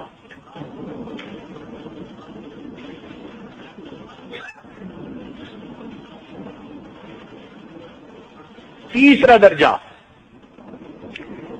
کہ اگر بالفرض باہر نکلنا پڑتا ہے، ڈاکٹر کے پاس جانا پڑا، مجبوری میں بچے کو ڈاکٹر کے پاس لے جانا پڑا، یا کوئی اور ایسی شرعی ضرورت پیش آ گئی، تو ایسی صورت میں اگر عورت نکلے یدنین علیہن من جلابیبہن، تو یہ پھر اپنی چادر اپنے سینوں پر چہرے پر ڈال لے.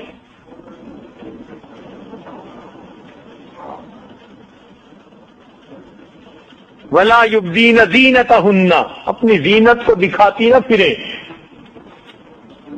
اب کچھ لوگ کہتے ہیں یا عورتیں کہتی ہیں جی چہرے کا کیا پردہ؟ بھئی زینت اگر چہرے میں نہیں ہوتی تو کس جگہ پہ ہوتی ہے؟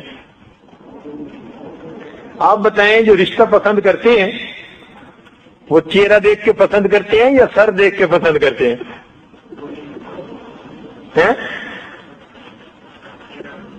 کہ جی میں نے رشتہ کرنا ہے، لڑکی کی تصویر بھیجو. اگر چہرے سے فرق نہیں پڑتا تو چہرے پہ اگر ہم سیاہی لگا دیں اور باقی تصویر بھیج دیں تو پسند کر لو گے. فیصلہ تو چہرے سے ہی ہوتا ہے، اور جسم میں سب سے زیادہ زینت ہوتی بھی چہرے میں ہی ہے. تو جب زینت کو چھپانے کا حکم تو چہرہ چھپانے کا حکم ہے. کہتے ہیں جی چہرے چھپانے سے کیا ہوتا ہے؟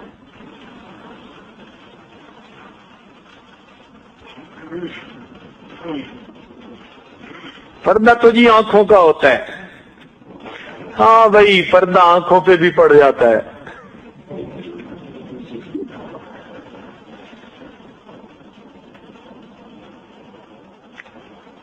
تو اس لیے شریعت نے یہ حکم دیا کہ عورت اپنی زینت کو چھپائے تاکہ نہ ہی غیر محرم دیکھے اور نہ اس گناہ کا راستہ ہموار ہو۔ آج جو مرد بد کردار ہیں، ان کی اس بد کرداری میں عورتوں کی بے پردگی کا بہت زیادہ دخل ہے۔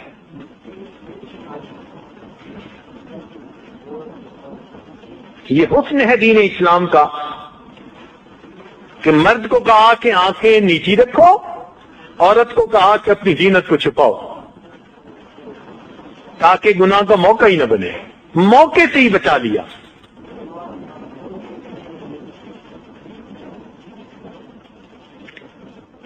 آنکھ دیکھتی ہے، دل چاہتا ہے، اور پھر شرمگاہ اس کی تصدیق کر دیتی ہے۔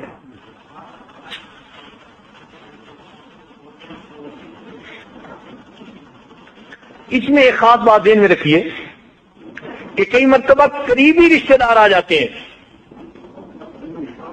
کزن ہیں، قریبی رشتہ دار ہیں، وہ بھی گھر میں آ گئے، اب رشتہ داری بھی بحال رکھنی پڑتی ہے۔ تو کچھ لوگ کہتے ہیں جی پھر ان سے کیا پردہ؟ بھائی پردہ ان سے بھی ہے، رشتہ داری بھی رکھنی ہے اور پردہ بھی رکھنا ہے۔ عورت اگر سمجھدار ہونا تو وہ پردے میں رہ کے گھر کے کام بھی کر سکتی ہے۔ ہمارے جامعہ میں ایک مرتبہ ایک بچی پڑھنے آئی، تو اس نے دوپٹہ لیا ہوا تھا، 10ویں کا امتحان شاید پاس کر کے آئی تھی۔ اس نے گھر والوں کو بتایا کہ میں غریب گھر کی بچی ہوں، میں نے حضرت کا بیان سنا، میرے دل میں بات آئی کہ میں دین کا علم پڑھوں۔ میرے والد کی حیثیت تو اتنی بھی نہیں کہ وہ مجھے کتاب خرید کے دے سکیں، یہ میں ان سے اجازت لے سکتی ہوں کہ میں آگے سکول پڑھنے کی بجائے مدرسے پڑھوں گی۔ گھر والوں نے مجھے بتایا، ہم نے کہا جی فوراً داخلہ دے دیں۔ ان کا جی وہ تو پردہ ہی نہیں کرتی۔ ہم نے کہا انشاءاللہ جامعہ میں آئے گی تو پردہ کرے گی، کیوں نہیں کرے گی؟ ہم نے اسے داخلہ بھی دے دیا اور اسے 1-2 دن ذرا سمجھایا اور ایک برقع اس کو تحفہ بھی دے دیا، ہدیہ بھی دے دیا۔ اب وہ 1-2 دن کے اندر بچی کی طبیعت بھی ذرا دین پر لگ گئی تھی، اور اس نے باقی بچیوں کو بھی دیکھا کہ سب پردے میں آتی ہیں، تو اب اس نے برقعے میں آنا شروع کر دیا۔ اللہ کی شان ایسی ذہین بچی نکلی کہ 4 سال ہمارے پاس پڑھی، 4 سالوں میں ہر سال وہ جامعہ میں فرسٹ آتی رہی، عمر میں سب سے چھوٹی ہوتی تھی اور نمبر میں سب سے بڑی ہوتی تھی۔ ایسی فوٹو گرافک میموری میں نے اپنی زندگی میں بہت کم لوگوں کی دیکھی ہے۔ ایسی بلا کی ذہین تھی وہ بچی، حیران کر دیا اس نے۔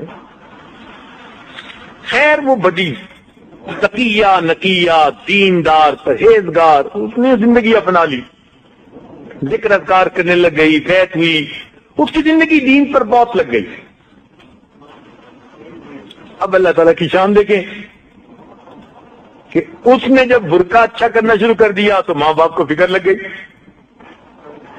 کہ ہماری بیٹی تو ہم نے پڑھنے بھیجی تھی، مولون بننے کے لیے تو نہیں بھیجی تھی۔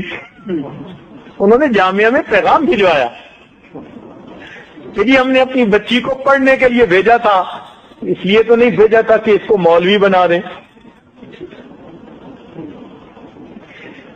خیر ہم نے سن لی یہ بات، اب معاملہ چلتا رہا۔ اب اس بچی نے الحمدللہ سب غیر محرموں سے پردہ کر لیا، چاہے وہ قریبی رشتہ دار تھے یا دوسرے تھے۔ اب اس پر اور تل ملائے۔ انہی دنوں میں اس کے ایک کزن کی شادی تھی، تو اس کے والدین نے کہا کہ تم نے بھی ہمارے ساتھ جانا ہے۔ وہ آئی چھٹی لینے کے لیے، تو اہلیہ نے پوچھا اس سے کہ بھائی آپ وہاں جا رہی ہو تو پھر آپ کے لیے تو مشکل بن جائے گی۔ وہ کہنے لگی جی میں نے دل سے پردہ کیا۔ فکر مت کریں، میں شادی بھی اٹینڈ کروں گی، سب کاموں میں حصہ بھی لوں گی اور بے پردگی بھی نہیں ہونے دوں گی. اللہ. پھر واپسی پہ آگے اس نے بتایا کہ میں برقعے میں گئی، 7 دن اس گھر میں برقعے کی حالت میں ہی رہی، اتارا ہی نہیں برقع. کہنے لگی میں نے برتن بھی دھوئے، میں نے کچن کے کام بھی کیے، برقعے کے ساتھ. گھر میں میرے کزن پھرتے تھے، کسی کو ضرورت نہیں تھی مجھ سے بات کرنے کی، ڈرتے تھے مجھ سے، اور میں اپنا برقع کیا، اپنے کام بھی کر رہی ہوں. کہنے لگے اس دوران میرے کزن جو میرے ساتھ ہنسی مذاق پہلے کرتے تھے، انہوں نے بڑی کوشش کی کہ ہم کسی نہ کسی طرح اس کو دیکھیں. 7 دن نہ دیکھ سکے تو میری امی کو کہنے لگے کہ لگتا ہے کہ تیری بیٹی کو برقعے میں ہی موت آئے گی، لگتا ہے تیری بیٹی کو برقعے میں ہی موت آئے گی. تو کہنے لگی امی بھی مجھ سے خوش کہ میں نے وہاں وقت گزارا، میں نے کام کیا. جب میں لڑکیوں میں ہوتی تو میں چہرے سے پردہ ہٹا لیتی، اور جب میں ادھر ادھر ہوتی جہاں مکس گیدرنگ تھی تو میں اپنا چہرے پہ پردہ کر کے آنکھیں ہوتی کھلی تو میں اپنا کام کرتی تھی.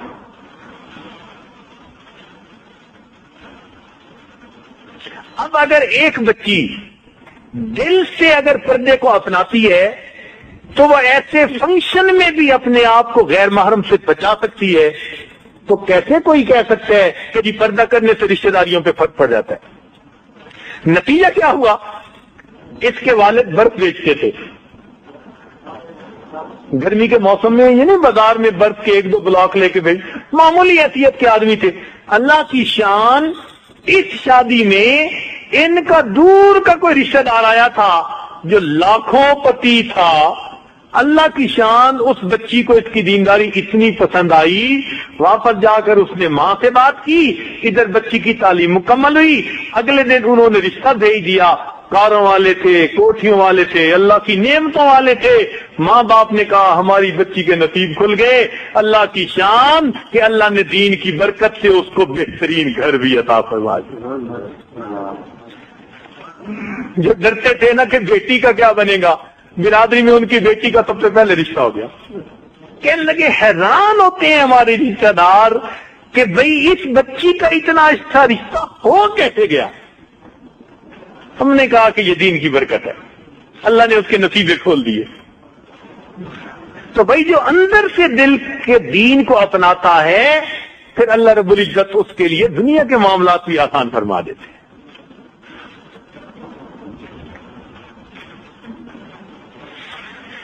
دوسری عورت کو نبی علیہ السلام نے ارشاد فرمایا کہ میں نے دیکھا کہ وہ زبان کے بل لٹکی ہوئی ہے، زبان کے بل لٹکی ہوئی ہے. اب بتائیے کہ زبان کھینچے تو کیا حال ہوتا ہے، اور اگر پورا وزن زبان پر ہو اور زبان سے لٹکا دیا جائے تو پھر کیا ہوگا؟ پوچھا گیا یہ کون عورت تھی؟ تو فرمایا گیا کہ یہ منہ پھٹ عورت تھی جو شوہر کے سامنے بدتمیزی کرتی تھی. جواب دیتی ہے نا آگے سے، ہٹ گرمی کی وجہ سے بات نہیں مانتی. شوہر نے کچھ کہا، آگے سے کچھ کہا، پھر اس نے اگر کوئی بات کر دی تو اور آگے سے بات کر دی، چپ نہیں ہوتی. اس لیے تو کہتے ہیں مرد کا ہاتھ قابو میں نہیں رہتا، عورت کی زبان قابو میں نہیں رہتی.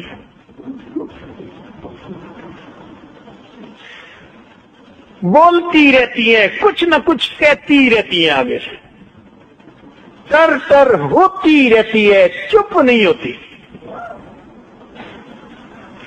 تو یہ شوہر کے سامنے ٹر ٹر کرنے والی، اس کو زبان کے ذریعے سے جہنم کے اندر لٹکا دیا جائے.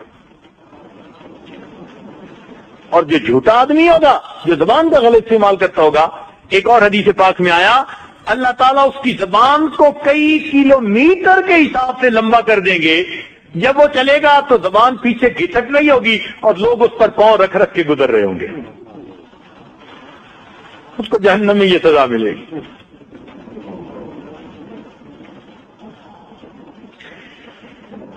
نبی علیہ السلام نے ارشاد فرمایا کہ میں نے تیسری عورت کو دیکھا کہ وہ جہنم میں اپنے پستانوں کے بل لٹکی ہوئی تھی. پوچھا گیا کہ یہ کون؟ نبی علیہ السلام نے فرمایا کہ یہ دنیا میں زنا کی مرتکب ہونے والی، غیر محرم کو اپنے جسم کو ہاتھ لگانے کا موقع جو دیتی تھی اس کو پستانوں کے بل لٹکا دیا جائے گا. آج کے دور میں اس گناہ کا جو سب سے بڑا ذریعہ ہے نا وہ سیل فون ہے. اس گناہ کا اس وقت جو سب سے زیادہ، یعنی ایک زمانہ تھا کہ موسیقی اس کا ذریعہ تھا، پھر ایک زمانہ آ گیا کہ ٹی وی اس کا ذریعہ بن گیا، آج وہ زمانہ ہے کہ سیل فون اس کا ذریعہ ہے.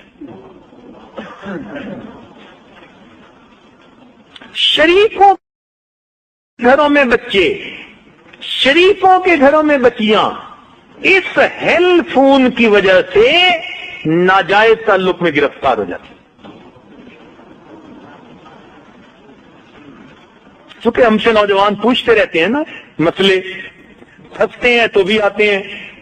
آدمی پریشان ہوتا ہے تو یا پیر کو بتاتا ہے یا حکیم کو بتاتا ہے. حکیم کو بتاتے ہیں جسمانی علاج کے لیے اور پیر کو بتاتے ہیں روحانی علاج کے لیے. تو ہم نے کم از کم 100 بچوں سے انٹرویو کیے. یہ حیا اور پاک نامی جو کتاب لکھی نا یا لکھ رہے ہیں تو اس کو ہم نے حقیقت پر مبنی بنایا. 100 بچے جو ان گناہوں میں ملوث رہے تھے ان کو ہم نے پوچھا کہ بتاؤ بھائی وجوہات کیا ہوتی ہیں، کیا ہوتی ہیں. باقاعدہ انٹرویو کیا مختلف ملکوں میں. یہ بات سامنے آئی کہ اس وقت اس گناہ کا سب سے بڑا ذریعہ انسان کا سیل فون بنا. SMS میسج، خرچہ بھی کوئی نہیں، اور بیڈ روم میں کمبل کے اندر سے SMS میں پہنچے ہوئے. ماں باپ کو کیا پتا کہ بیٹا میسج سن رہا ہے یا بیٹی میسج سن رہی ہے. ایک دوسرے کو صبح کے وقت جگاتے ہیں، وہ اس کو جگا رہے ہیں، وہ اس کو جگا رہی ہے، اور اوپر سے سیل فون کی بجائے بیل کے اوپر سے وائبریشن آ گئی. ایک مصیبت کہ اگر ہے بھی صحیح کسی کے پاس تو ساتھ والے کو پتہ نہیں. وہ بس جیسے دل دھڑکتا ہے نا وہ دل ہی دھڑکتا ہے.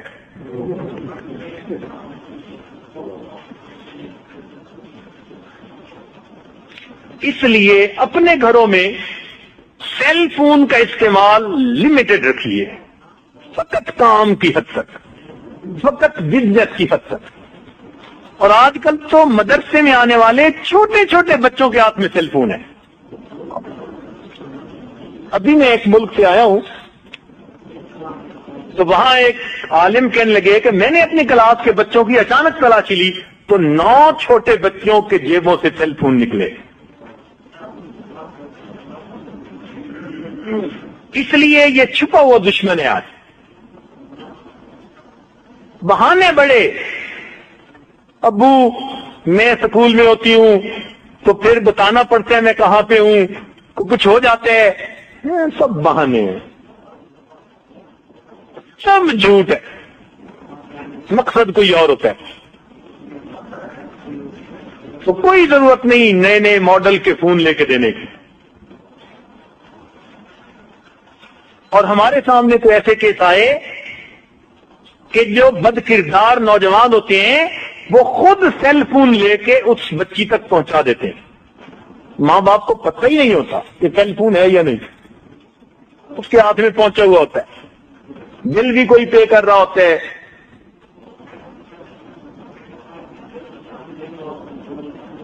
ہم نے کہا بھائی تم نے ایسی حرکت کیوں کی؟ کہنے لگے جی جہاں دل کی بات ہوتی ہے وہاں دل کی بات کیا ہوتی ہے.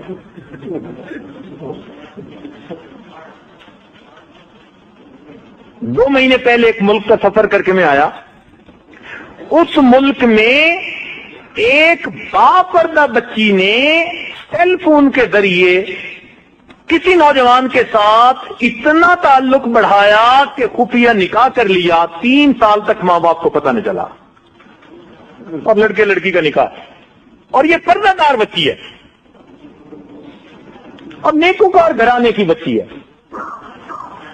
جب یہ واقعات پیش آنے لگے تو پھر سمجھنا چاہیے کہ یہ کس قدر خطرناک چیز ہے. اس لیے اس کو میں ہیل فون کہتا ہوں. یہ خون نہیں، یہ خون ہے، عزتوں کا خون ہے، پکی بات ہے. اس لیے اس کا دشمن بن جائیے اور اس کو بس مقصد کے لیے استعمال کیجیے، اپنے بزنس کے لیے.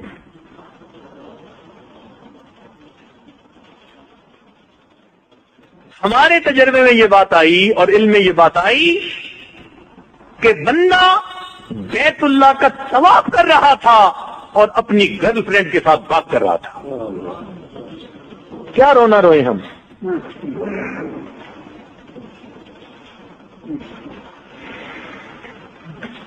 پھر نبی علیہ السلام نے ارشاد فرمایا کہ میں نے ایک عورت کو دیکھا کہ اس کے پیر سینے پر بندھے ہوئے تھے اور اس کے ہاتھ اس کے سر پر بندھے ہوئے تھے. پوچھا گیا اللہ کے نبی یہ کون تھی؟ نبی علیہ السلام نے ارشاد فرمایا یہ وہ عورت تھی جو پاکی ناپاکی کا خیال نہیں رکھتی تھی. اور عورتوں میں پاکی ناپاکی کا بڑا مسئلہ. بچوں کو بھی انہوں نے پالنا ہوتا ہے، کھانے بھی انہوں نے بنانے ہوتے ہیں، اور اگر یہی پاکی ناپاکی کا مسئلہ نہ جانے تو پھر کیا بنے گا.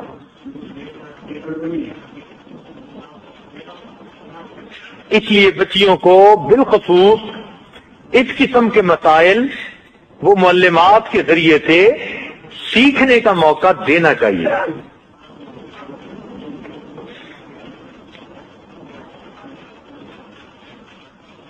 اس لیے فرض غسل میں بھی تاخیر کر دیتی ہیں، نمازیں قضا ہو جاتی ہیں.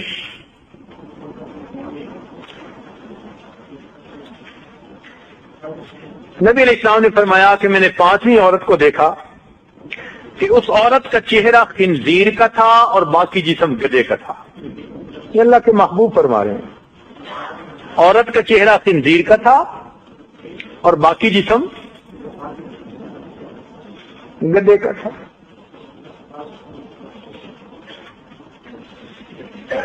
تو نبی علیہ السلام سے پوچھا گیا کہ اللہ کے نبی کس وجہ سے؟ تو نبی علیہ السلام نے فرمایا اس وجہ سے کہ اس کے اندر غیبت کی عادت تھی اور دو رنگی تھی اس کے اندر، اوپر سے کچھ اور اندر سے. اس لیے سنی سنائی باتوں پہ یقین نہیں کرنا چاہیے. یہ سنی سنائی باتیں پتہ نہیں کیا سے ہو کے کیا پہنچتی ہیں.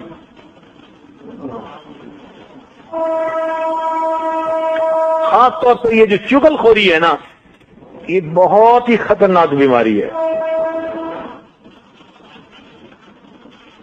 پھر نبی علیہ السلام نے ارشاد فرمایا کہ میں نے 6ٹھی عورت کو دیکھا کہ اس کی شکل کتے کی سی تھی اور آگ اس کے منہ میں داخل ہوتی تھی اور پاخانہ کے رستے باہر نکل جاتی تھی.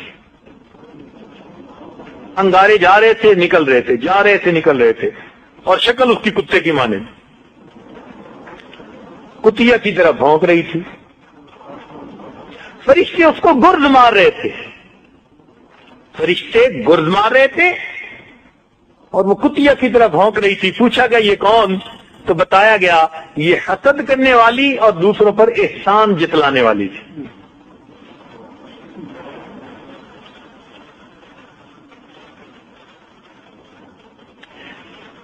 آخرت کے معاملات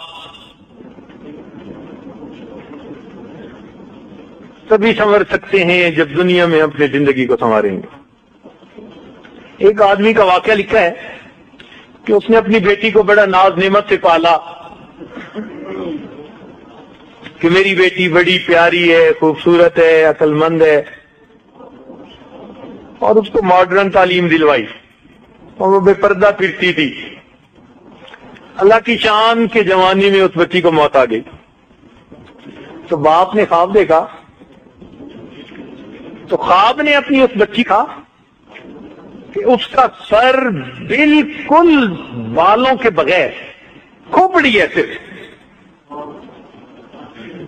اور اس کے دونوں ہونٹ بالکل جیسے کسی نے کاٹ دیے ہوں تو سیدھا اس کے دانت نظر آ رہے ہیں، اور ہاتھ اور پاؤں زخمی ہے۔ اس حالت میں اس کو خواب میں دیکھا، اس نے کہا بیٹی کیا ہوا؟ کہنے لگے ابا جان جب میں یہاں آئی تو مجھے فرشتوں نے کہا تو ننگے سر پھرتی تھی، تجھے اس کی سزا ملے گی۔ چنانچہ میرے سر کو بڑا بنا دیا گیا، میرے ایک ایک بال کو بڑھ کے درخت کی طرح بنا دیا گیا، اور پھر فرشتوں نے میرے ایک ایک بال کو میرے سر میں سے اکھاڑا۔ اتنی مجھے تکلیف ہوئی کہ میں بتا نہیں سکتا۔ پھر ایک فرشتے نے کہا اچھا تیرا تو وضو بھی ٹھیک نہیں ہوتا تھا، یہ تو کیا کہ اپنے ہونٹوں پہ لگائی ہوئی تھی؟ تو درگی لگاتی تھی۔ شیرنی جیسے خون پی کے ہٹتی ہے نا، شیرنیاں بھی خون پی کے ہٹتی ہیں۔